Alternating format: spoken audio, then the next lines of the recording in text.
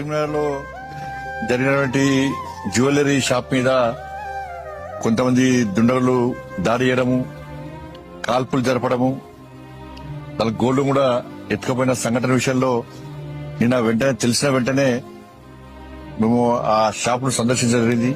తర్వాత దానిలో ఎవరైతే గాయపడ్డారో ఆ పేషెంట్స్ ను నిన్న మొత్తం సర్జరీ అయింది.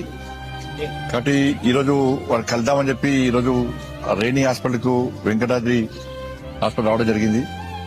అవుట్ ఆఫ్ డేంజర్, వాళ్ళకి ఎలాంటి ప్రాణాపాయం లేదన్న విషయాన్ని డాక్టర్ స్పష్టం చేయడం జరిగింది.